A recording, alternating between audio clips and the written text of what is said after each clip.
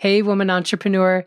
If money has become the place where you pressure yourself or criticize yourself or question yourself, this episode is for you, my beautiful soul, because too many women are trying to create financial success while emotionally using money against themselves. And that's the conversation that we're here to change today. I'm Kendall, and in this episode, I'm walking you through 4 ways women unknowingly use money against themselves, along with the coaching questions and checklists that help you see these patterns more clearly. Because money was never supposed to become evidence against you. It's all here for you in this episode of the Money Coach School podcast. Let's dive in. Welcome to the Money Coach School podcast. To really excel at coaching women, you have to be skilled, confident, and even fearless at money coaching. If you're passionate about women holding genuine money power and love supporting women entrepreneurs, then this is the show for you. Now here's your host, money feminist Kendall Summerhawk. Hey, woman entrepreneur. Welcome back to the Money Coach School podcast. So first, I'm super excited to announce that we have officially launched me on Substack. Now, I have to confess, I have always really been terrible at social media, like really bad. I always felt like a complete misfit. I didn't understand it. I didn't get it. I've been in business 23, 24 years, so I've been around since before social media was even a thought in somebody's brain. I think the main thing is I have zero interest in documenting my life in that me influencer world that social seems to want from you. And I have no interest in performing for an algorithm created by, the tech guys. No, thank you. And every year I hired an expert to help me with my social. I would spend like multiple 5 figures. I would spend weeks and weeks and weeks of time and have nothing to show for it. So it's a hard no. And then I heard about Substack. And the second I heard about it, something clicked. I lit up like a full body yes. Right away, I knew this is it. This is my home.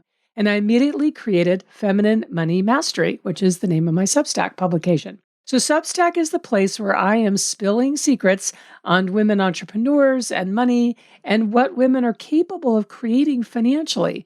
Because women were never taught how to create safety and stability and wealth. And Feminine Money Mastery is where that changes. So I really hope you will join me inside of my Feminine Money Mastery Substack.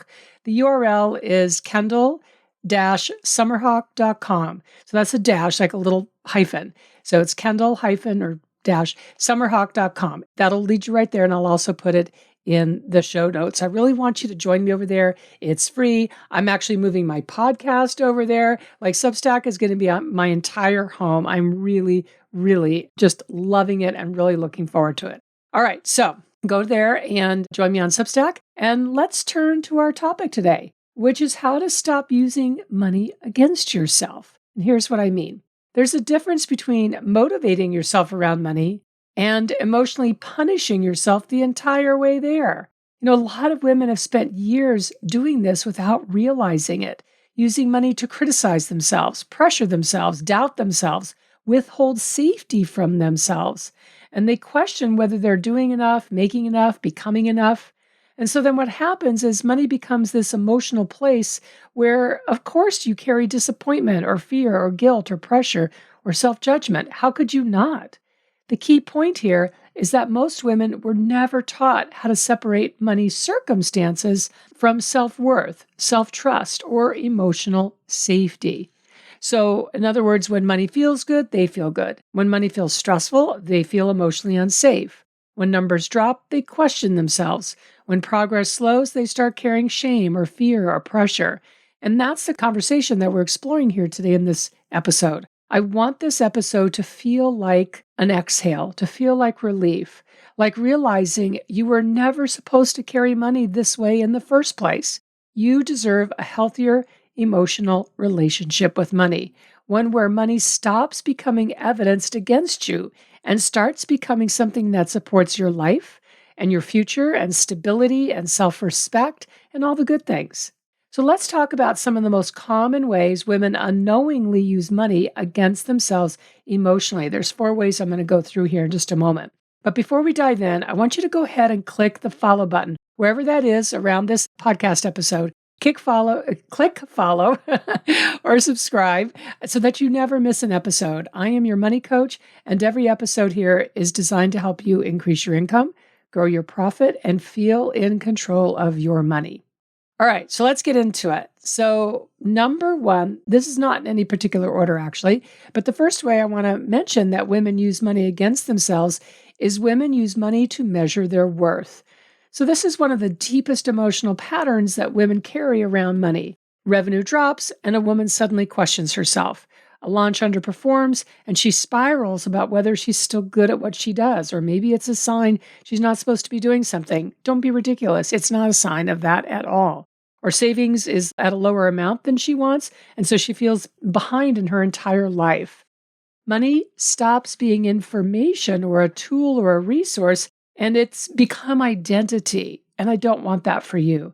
That is emotionally exhausting because business numbers, they fluctuate. That's just being in business. Some months are stronger. Some seasons stretch you. Some decisions take time to pay off. But women often experience every financial movement or moment really personally.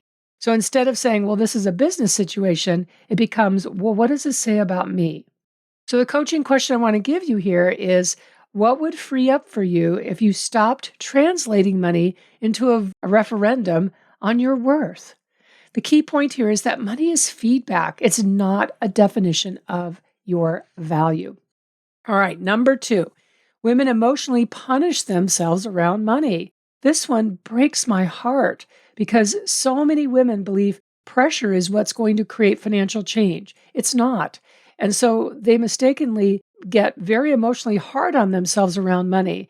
They replay mistakes repeatedly. They carry guilt around spending. They shame themselves for debt. I just did an entire episode about how debt is not a dirty word.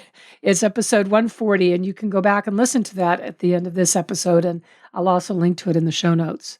You know, women feel behind financially no matter how much progress they make. That is such a common way to punish oneself with money. And a lot of women are trying to create better money habits through self-criticism. But self-criticism never creates long-term financial peace. It's just money abuse, self-inflicted. And it creates avoidance and fear about looking at the numbers. Again, I don't want that for you. I want something so much better for you. You deserve a relationship with money that includes self-respect. And that's the key point here on this one. You deserve a relationship with money that includes self-respect. You create empowered financial change when money stops becoming a source of emotional self-attack. So self-respect, what that can sound like financially, what it can sound like is you say, I'm willing to look at this honestly. I can learn new money habits. I'm becoming someone who handles money more intentionally. I don't need to emotionally attack myself to create change.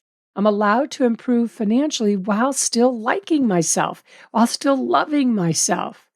All right? I'm going to flip that around and say, I am allowed to love myself while improving financially. I like that way even better. All right, let's go into number three. Women use money to withhold safety from themselves. This pattern is subtle, but it is incredibly common. A woman reaches a financial milestone, but still doesn't let herself feel supported or really enjoy the win. The business grows, but emotionally, the finish line keeps moving. There's always another number she has to reach before she's allowed to breathe easier. What's happening is women are unknowingly postponing safety. I always call this moving success targets. They're putting that off into the future, that feeling of safety. And you know this is you if you say things like, well, I'll finally relax when something happens, such and such happens. Or I'll finally feel stable when.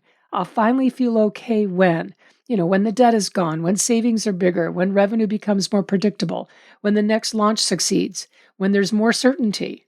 So what happens is even while life may be improving financially, your nervous system will still feel all that pressure because that's what it's been being trained to do.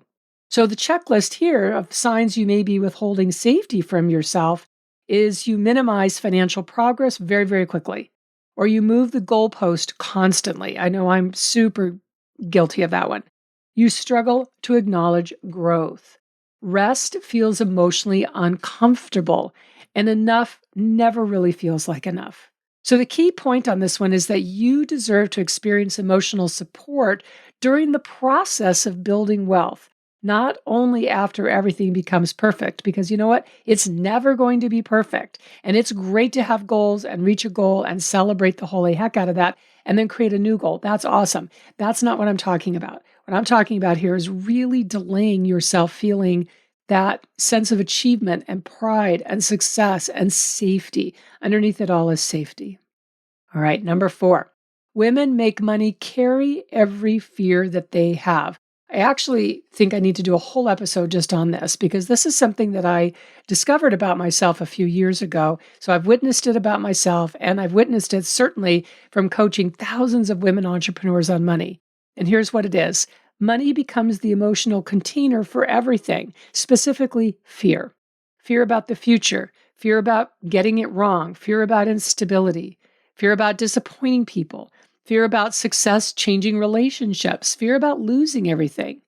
And what I've witnessed is that once fear gets attached to money, women start seeing everything through that lens. So then a decision becomes a money problem. A setback, becomes a money problem. A period of uncertainty, you guessed it, becomes a money problem. Relationship issues, becomes a money problem. Poor money, right? Poor money. It's taking the heat and the blame for everything.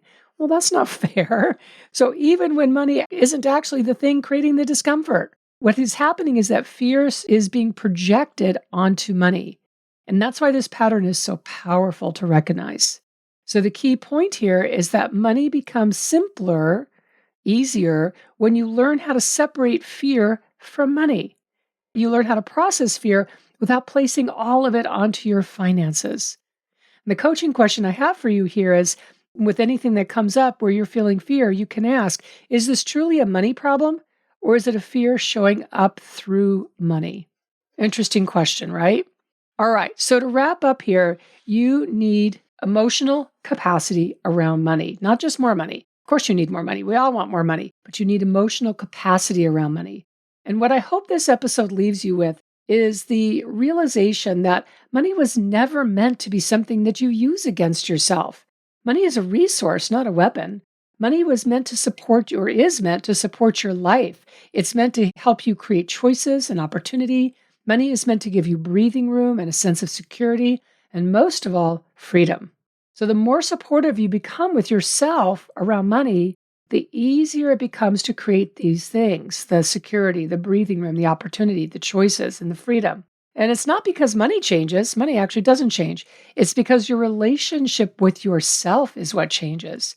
And that may be one of the most important money skills that you can ever learn. Because when you have that as a base, as a foundation, and then you layer on the practical, there is no stopping you from creating your financial freedom.